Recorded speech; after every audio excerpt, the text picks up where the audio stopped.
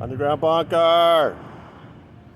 It's an early Friday here at the Danny Masterson retrial. Had a very short session today. The prosecution and the defense both rested their cases today. They will take Monday off. We will have closing arguments on Tuesday. Wow. Really interesting morning. I came to court with copies of a letter that my attorney, Scott Paludic, had written. I shared with all of you this morning at the Substack. If you're seeing this on YouTube, please, you got to go to tonyortega.substack.com. Sign up for free emails. You get all my stories. Like I said, this morning I walked into the courthouse with the copies of this letter. I immediately gave it to the clerk as soon as he opened the court room to give to Judge Olmedo. I also gave copies to Deputy DA Reinhold Mueller, Deputy DA Ariel Anson, Sean Hawley, Philip Cohen.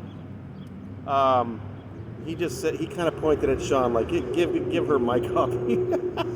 He doesn't like me. I don't understand. Every day I talk about his clothes and I think, it's, today. What a winner today. A coral suit with like a jeweled tie. I mean, I wasn't the only one remarking on his clothing today. Anyway, so the issue was that when Kathleen J. first said something on Twitter back in 2021 about being a victim of Masterson, this was brought to my attention, and I located her and I talked to her and I wrote a story. And she then testified as an uncharged, her allegations are not charged against Masterson. She's a past bad acts witness. In her testimony, she said some things that were different than what was in my article, and I know some of you would like to hear me address that. I really can't say anything until we get a verdict. I hope you understand. I would just say I think you know how I operate, and there have been some crazy attacks about that are not based in reality. But look, I am not going to sit here and discuss what that witness had to say about my story. I just can't, not until we get a verdict. But hey, it's coming pretty soon, I think. Anyway, the interesting thing was, once they got going, the judge asked if the two sides could come to a stipulation about that article I wrote rather than have me testify. But the two sides had not been able to come to an agreement. So she pointed out what Scott had said in the letter, that by California law, you can't haul a reporter into court unless you give them some time. And there's like at least a minimum of 5 days to give that reporter time to, come up with a legal argument. So she was threatening them, if you can't come up with a way just to stipulate on that article, then I have to give Mr. Ortega 5 days, and I'm just going to put this whole thing on hold, which of course nobody wants. So then she just left the courtroom and let the two sides hammer it out. So they just came up with a statement about some stuff that's in the article. So that's, thank you, Scott. Beautifully done.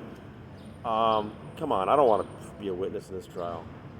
So then, like I said, the prosecution said they weren't calling any more witnesses. I know the defense had talked about bringing in Detective Vargas, but they decided not to bring him in. They're done. Both sides are done. No more witnesses.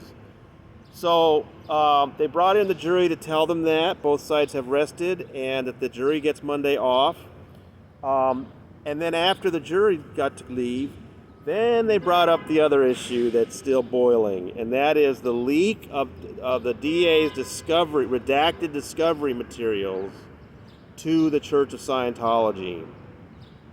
Some interesting statements were made about that today. Sean Hawley tried to minimize it by saying that if there was no protective order in place, it might have been disclosed in some sort of a civil proceeding. But I can tell you, Deputy DA Mueller was having none of that. He was still wanted to reiterate again, this is a very troubling development. And Judge Olmedo, I think, is concerned that people that think that this is sort of like what happens in a civil case where people trade information. No, this is a criminal case. She has to keep the interests of the victims in mind, and we have Marcy's Law in California, which also protects the victims from their private emails with the police were leaked in this thing. In fact, Jane Doe 1's Marcy's Law attorney Dominic, I can never get his last name, he came in and he read a statement about how outraged they are and they want evidence preserved. He spoke really fast. It was hard for me to take down what he was saying, but I am getting a copy of his statement and I'll post it later. But they're not happy at all, and Mueller's not happy, and Judge Olmedo, she wants to get to the bottom of things. And what I was very interested in today was, remember before I had said they talked about something post-trial, but today she was saying she wanted to wait until the jury has the case. Well, that's as soon as Tuesday afternoon.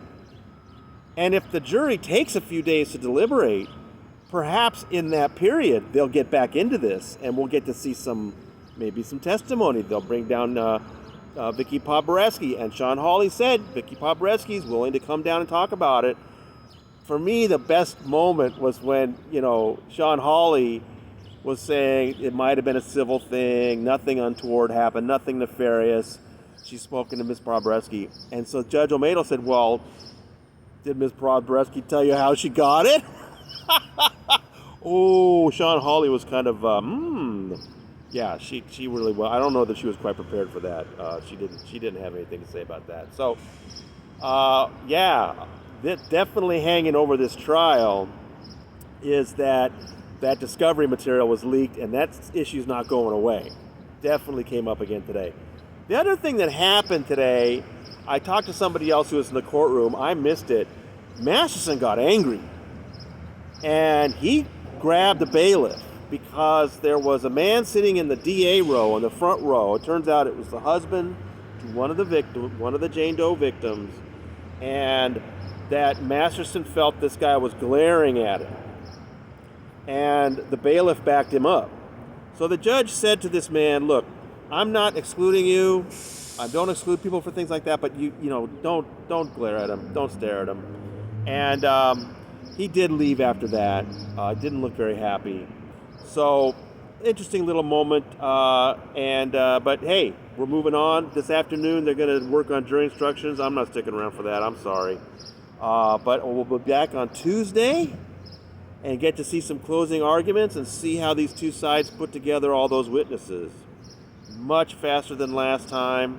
Like I said, all along, the prosecution seems to be doing a better job.